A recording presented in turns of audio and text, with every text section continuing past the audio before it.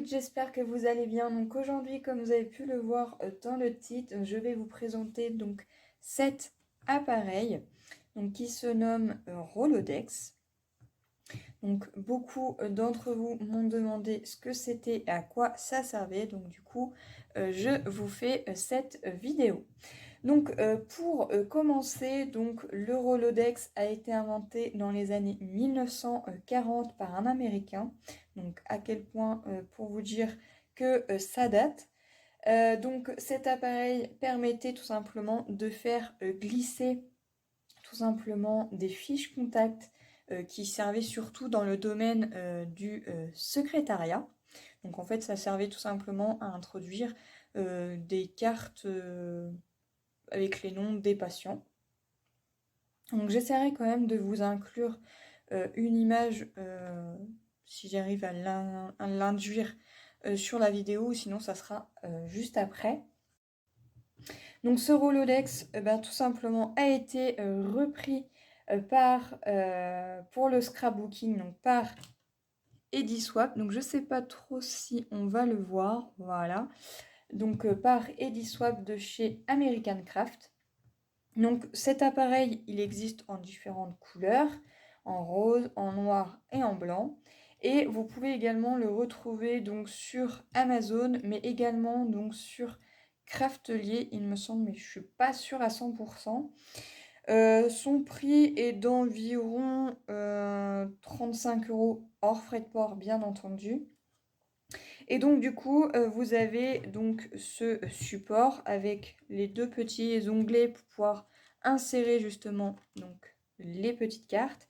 Et vous avez deux sortes de deux petites poignées qui ressemblent plus ou moins à des petits diamants transparents. Voilà. Et à l'arrière, vous avez tout simplement des petits socles pour qu'ils puissent bien tenir bien droit. Voilà, donc ça c'est toutes les memory decks, moi j'en ai encore pas mal à l'arrière, c'est toutes les memory decks que vous avez pu m'envoyer. Donc je vais vous en présenter après quelques-unes. Donc dans ce Rolodex, on insère tout simplement dans le scrapbooking ce qu'on appelle donc les memory decks que nous pouvons donc nous échanger en fait entre nous, ou bien se les envoyer lors par exemple d'un concours ou juste par surprise comme ceci, par un petit courrier. Donc sa taille en moyenne est d'environ 8,5 par 11 cm. Donc si vous n'avez pas le matériel, vous pouvez vous faire donc tout simplement un petit rectangle de 8,5 par 11 cm. Et ensuite, il vous suffira de pas grand chose, éventuellement d'un gabarit pour pouvoir faire les petites encoches, ou bien tout simplement d'une perforatrice. Donc c'est pareil, cette perforatrice, j'essaierai de vous l'inclure pareil en photo, donc peut-être ici ou bien à l'arrière de cette vidéo. Donc pour réaliser donc, ces petites cartes, il existe donc les perforatrices, mais également de différents dies. Donc au niveau des dies, il en existe plein de différentes formes. Vous avez donc des formes comme ceci, des formes comme ça, encore en forme de petites valises. Vraiment, vous voyez que là, je vous en présente vraiment plusieurs parce qu'il en existe, mais vraiment des tonnes en fait. Il y a différentes formes. Là, pour vous dire, le dies que moi j'ai, c'est tout simplement cette forme-là, donc avec la pointe un petit peu arrondie et puis ici.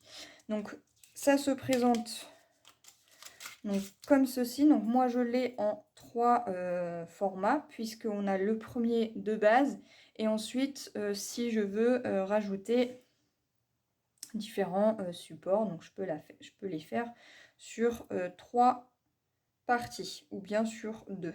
Par exemple si j'enlève hop celle-ci, ça nous donnera ceci. Voilà. Donc ça sera à vous de voir. Donc bien entendu, vous voyez que là, sur ça, je ne peux pas parce que bah, ça pourra pas. Il nous faut absolument les 2 petites encoches ici. Donc voilà, ce dies là, je ne saurais plus vous dire où je l'ai eu. Mais dans tous les cas, vous pouvez en retrouver partout sur différents sites, hein, sur Amazon, Craftelier, enfin un tas de boutiques.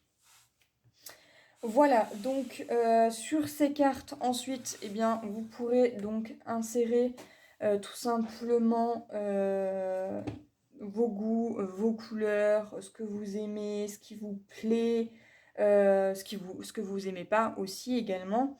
Et également, tout simplement, insérer donc vos coordonnées, donc type l'adresse mail ou l'adresse postale. Enfin, vraiment, vous êtes libre de choix de faire ce que vous voulez.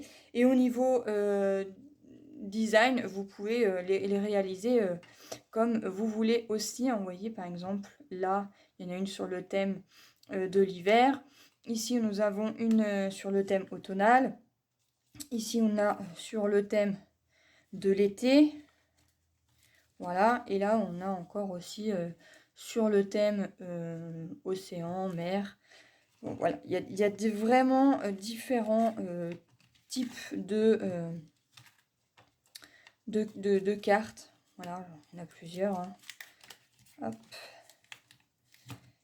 Ici. Voilà, il y a différents choix. Donc ça sera en fonction de ce que vous aimez faire.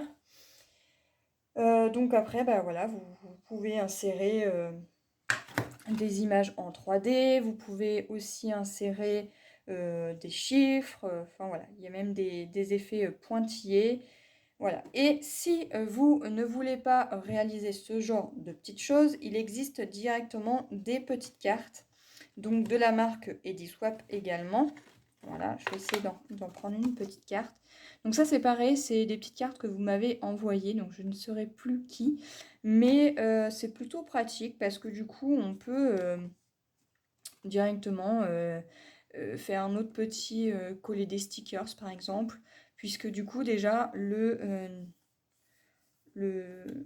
support est déjà fait. Donc il existe aussi des petites cartes.